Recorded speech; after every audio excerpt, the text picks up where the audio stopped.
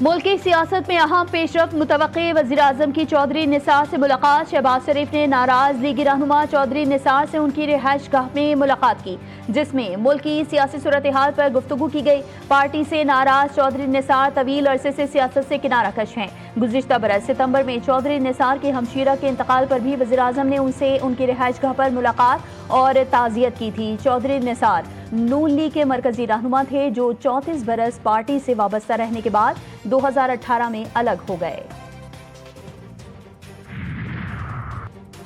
مہنگائی کی چکی میں پستے عوام پر مزید بوجھ، گیس کے گھریلو صارفین کے فکسڈ چارجز میں 50% اضافہ۔ Oil and gas regulatory authority کے نوٹیفیکیشن کے مطابق پروٹیکٹڈ گھریلو صارفین کے فکسڈ چارجز 400 سے بڑھا کر 600 روپے مقرر کر دیے گئے۔ نان پروٹیکٹڈ گھریلو صارفین کے فکسڈ چارجز میں 1000 روپے تک کا اضافہ کیا گیا۔ نان پروٹیکٹڈ 1.5، ایچ ایم صارفین کے فکسڈ چارجز 1500 اور 1.5 ایچ ایم سے زیادہ والے صارفین کے چارجز 3000 ہو گئے۔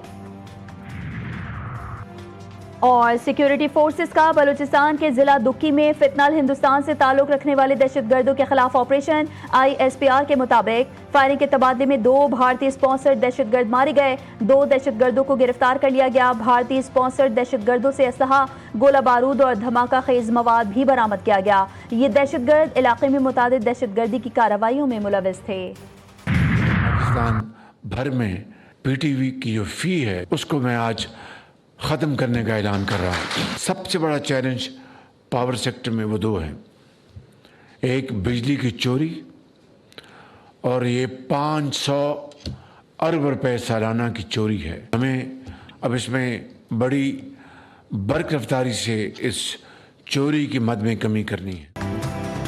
حکومت کا عوام کو ریلیف، بجلی بلوں سے پی ٹی وی فیس ختم کرنے کا اعلان۔ صارفین کو براہ راست نظام کا حصہ بنانے کی جانب اہم اقدام۔ اوور بلنگ میں شفافیت کے لیے اپنا میٹر اپنی ریڈنگ کے تحت پاور اسمارٹ ایپ متعارف۔ وزیر اعظم نے باقاعدہ افتتاح کر دیا۔ شہباز شریف کہتے ہیں صارفین کو بااختیار بنائیں گے، کرپٹ مافیا کے خلاف سخت کارروائی ہوگی۔ ڈسکوز میں انقلابی اصلاحات لا رہے ہیں۔ بجلی کی قیمتوں میں 7.5 روپے فی یونٹ کمی کی گئی۔ عالمی منڈی میں تیل کی قیمتوں میں کمی کا فائدہ عوام کو منتقل کریں گے۔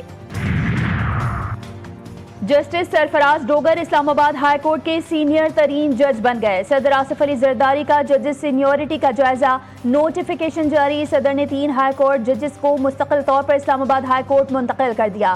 جسٹس محسن اختر کیانی دوسرے، جسٹس میاں گل حسن اورنگزیب تیسرے، justice Khadim Hussain Soomro 9ویں، justice Asif 11ویں number کے جج ہوں گے۔ بلوچستان کے علاقے جوب میں ایک اور سانحہ، سیلابی ریلی میں ملتان حسن آباد کی 3 بہنیں اور ننھی بچی جاں بحق۔ اجتماعی نماز جنازہ ادا کر دی گئی۔ سوگوار خاندان اور رشتہ داروں کی آنکھیں اشکبار، علاقے میں غم و نوحہ کی فضا طاری۔ حادثے میں بچ جانے والی بہن اور ڈرائیور کی زندگیوں پر گہرا صدمہ۔ سلائی کڑھائی کے ذریعے روزگار کماتی یہ خواتین اب ہمیشہ کے لیے چلی گئیں۔ زیارت میں 3 خواتین ڈیم میں ڈوب گئیں، 2 خواتین کو بچا لیا گیا، 1 کی تلاش جاری۔ دریائے سوات میں تیسرے روز بھی ریسکیو آپریشن جاری۔ اب تک 51 افراد کو محفوظ مقامات پر منتقل کیا جا چکا ہے۔ 13 لاپتہ افراد میں سے 12 کی لاشیں مل گئیں، 1 بچے کی تلاش جاری۔ ریسکیو کے رسپانس سے متعلق سی سی ٹی وی فوٹیج موصول۔ سانحے کے بعد ضلع انتظامیہ الرٹ۔ بائی پاس روڈ پر غیر قانونی ہوٹلز کے خلاف گرینڈ آپریشن، کئی ہوٹلز منہدم، ہوٹل مالکان کا احتجاج۔ بیٹی کے سامنے بچے پانی میں بہہ گئے، الفاظ نہیں جو اس سانحے کو بیان کرے۔ ریسکیو کی مکمل ناکامی ہوئی، متاثرین پر قیامت ٹوٹ پڑی۔ سیالکوٹ میں وزیر دفاع خواجہ محمد آصف کی سانحہ سوات کے متاثرین سے تعزیت، کہا کہ پی حکومت کو عوامی مفادات کو ذاتی مفادات پر ترجیح دینی چاہیے، حکمرانی کانٹوں کی سیج ہے۔